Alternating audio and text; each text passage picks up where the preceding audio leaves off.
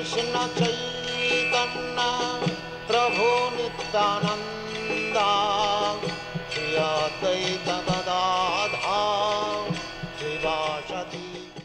Hare Krishna.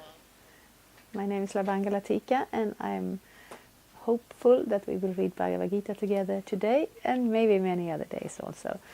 This edition of Bhagavad-gita, as it is, translation and commentary by His Divine Grace A.C. Bhaktivedanta Swami Prabhupada, and that's why I called my channel Bhagavad-gita. Here it is, because this is what we want to do here, read Bhagavad-gita, hopefully together. Text 67 of the second chapter, Gita, contents of Gita summarized. Indriyanang hicharatang yanmano nuvidhiyate tad asya harati pragyang vayurnavam ivambhasi. As a strong wind sweeps away a boat on the water, even one of the roaming senses on which the mind focuses can carry away a man's intelligence. Purport. Unless all of the senses are engaged in the service of the Lord, even one of them engaged in sense gratification can deviate the devotee from the path of transcendental advancement. As mentioned in the life of Maharaj Ambarish, all of the senses must be engaged in Krishna consciousness, for that is the correct technique for controlling the mind. Yes, the mind can be the worst enemy, and it can also be the best friend. I don't have that personal experience, but I know some people, they have a little voice in the head that is always against them, that is always telling them that they are useless and worthless and they don't deserve any happiness, and of course everything will go wrong. And I can't imagine what a burden that is. That is one way the mind can be your enemy. It can also be your enemy because it is very easily distracted. And if you want to focus on something, if you have some goals, and your mind will always pull you away and make you procrastinate and will pull you away from what you actually want to do, but your mind is so uncontrolled, just like little children. Little children are out of control, and therefore we create some structure for them so that they don't harm themselves or others. We don't let them run into the road or play with fire, all those things. We give them a structure where they can live happily and grow and develop and understand love and respect and all those things. It's not that we have anything against children. That's not why we control them. We control them because we do care about them. And the mind also, it's not a separate person. It's not that there's a little man in your head telling you things. No, the mind is a function of this existence in the material world. The mind is part of the subtle body, just as the senses are part of the external physical body. And the senses, they will call out for their needs and desires, and the mind will bring that information to us and say, okay, time for this now, time for eating, time for sleeping, and time for all kinds of things. But ultimately the mind is not the boss of us. And when the mind actually becomes trained in spiritual life, in Krishna consciousness, a peaceful, controlled mind will be very satisfied within the spiritual practice of Krishna consciousness. And Prabhupada says this is the correct technique for controlling the mind. We can't... I heard this story once, I don't know if it's based in reality, and I realize I mentioned it earlier on, but anyway, I'll take it again. The aspiring person comes up to the Guru and says, my dear Guru, how can I control the mind? How can I perform yoga? And the Guru says, oh, that's no problem. You can think about anything you want except monkeys. So the mind immediately runs with the idea of monkeys. And the mind is like that.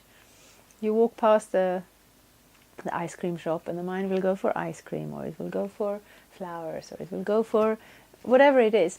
But we know that I'm a spirit soul and I want to be absorbed in that real, deep, eternal consciousness of my love for Krishna, and my mind can be engaged that way too. We are meditating on Krishna's holy name and the mind is meditating along with us. We are planning for our service. If we are cooking for Krishna, we also have to plan a menu. We have to go to the shop. We have to assemble the ingredients and purchase them and prepare them and so many things.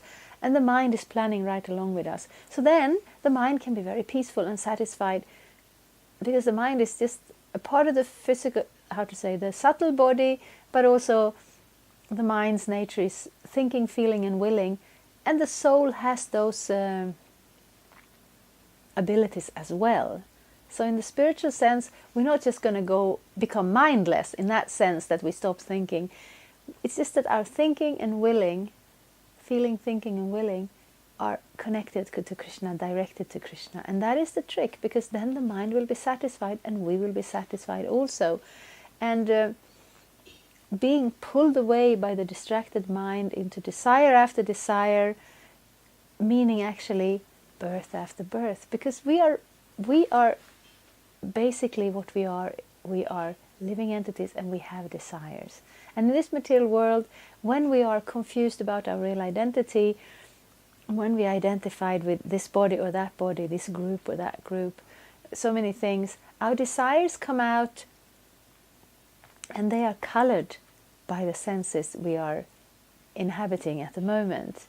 And they will draw us here and there and all over the universe, over and over again, life after life.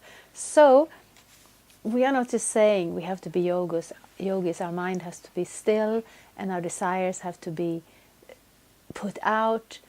No, desire will always be there because we are alive.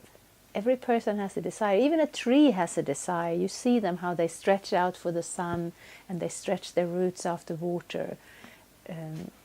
Very powerful desires, but kind of very basic desires also. We can have desires all over the place because we have the capacity to think and will and dream and imagine. And we don't have to become less because we take up spiritual life. We can put all those propensities to work within Krishna consciousness. There's so much planning and willing and dreaming that can be done for Krishna's pleasure. We will not become less. We will become fully ourselves in that way. But it's good to be cautious. It's good to understand, to realize that the nature of this world, the nature of this body, the nature of this mind is not necessarily to take us, it's not necessarily in our own self-interest to identify on that level. We need to understand our spiritual identity and how to put that into practice. I will read another one. It's text 68. Tasmad yasya mahabaho nigrihitani sarvashaha indriyan indriyarthebhyas tasya pragya pratisthita. Therefore, O mighty armed, one whose senses are restrained from their objects is certainly of steady intelligence. Purport. One can curb the forces of sense gratification only by means of Krishna consciousness, or engaging all the senses in the transcendental loving service of the Lord. As enemies are curbed by superior force, the senses can similarly be curbed not by any human endeavour, but only by keeping them engaged in the service of the Lord. One who has understood this, that only by Krishna consciousness is one really established in intelligence, and that one should practice this art under the guidance of a bona fide spiritual master, is called a sadhaka, or a suitable candidate for liberation. Yes, that's what we do. We do sadhana bhakti, we perform our sadhana, which means we perform a regulated devotional service. We follow certain times of the day, certain practices, we read certain prayers, we study certain books, we perform certain activities under the guidance of a bona fide spiritual master. So Prabhupada, who translated the Bhagavad-gita for us and established the International Society for Krishna Consciousness, he didn't just wake up one morning and think, oh yes, I'm going to be the guru now. No, he started off as a disciple. He was studying under his spiritual master, Bhaktisiddhanta Maharaj Prabhupada, who was teaching him and who was giving him instructions. And based on those instructions, he came to the West to give Krishna consciousness to us who live here. And that's That's what Krishna consciousness actually means. We are following Krishna's instructions, curbing the senses. It sounds very harsh, but what it actually means is we are that person who has a connection to Krishna. How do we re-establish it? And one thing is, if we allow the mind and the senses to just drag us all over the place, that's not how our spiritual realization will happen. So therefore that this instruction is there. But if we take shelter in that line, the spiritual master who is a disciple of a spiritual master, who in turn is a disciple, this line goes all the way back to Krishna, and that spiritual master can give us the knowledge. Of course, we can read the Bhagavad-gita. We get a lot of knowledge just by reading the Bhagavad-gita.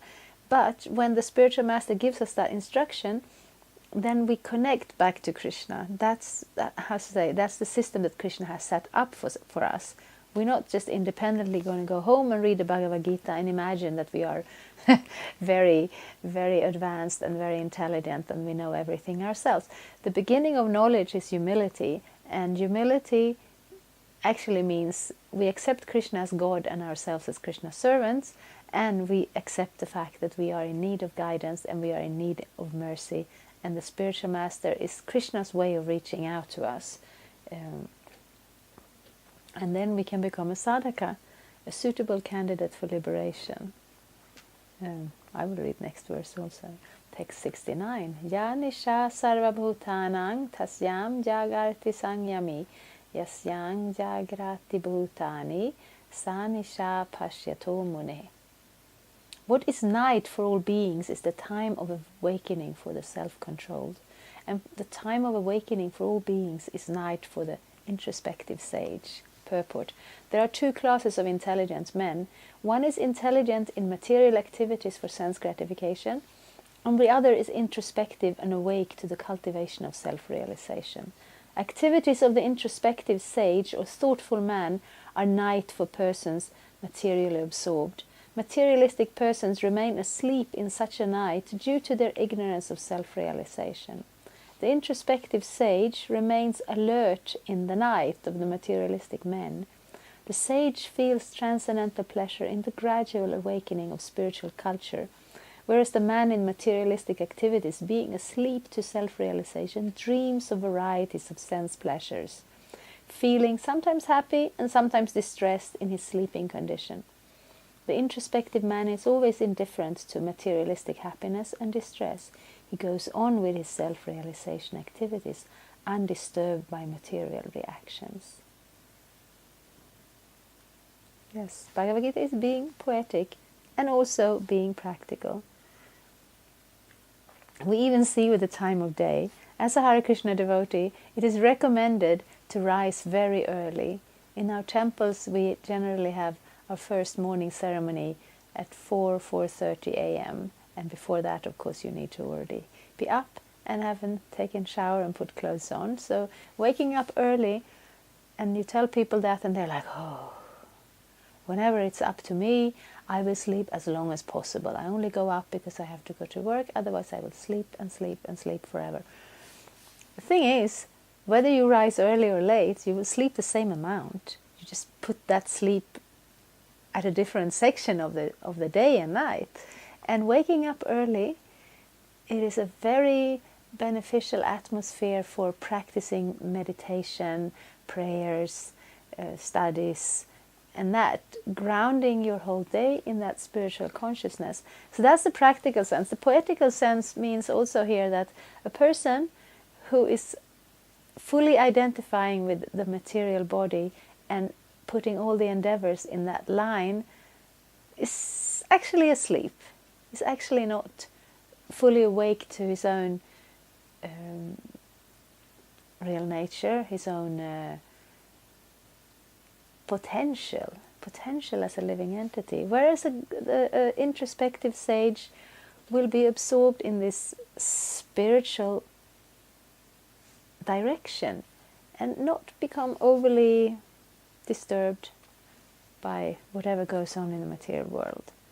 Like, I don't know if this is a good example or not, but I'm following a little bit the news, and all over the world we see women suddenly being listened to when they are saying they don't want to be used for somebody else's sense gratification if they are not in the proper relation to that person.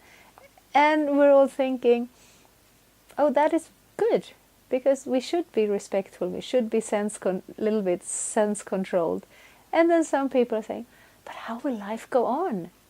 Now we will forever be afraid of ever talking to a woman or giving them a compliment or approaching them in any way.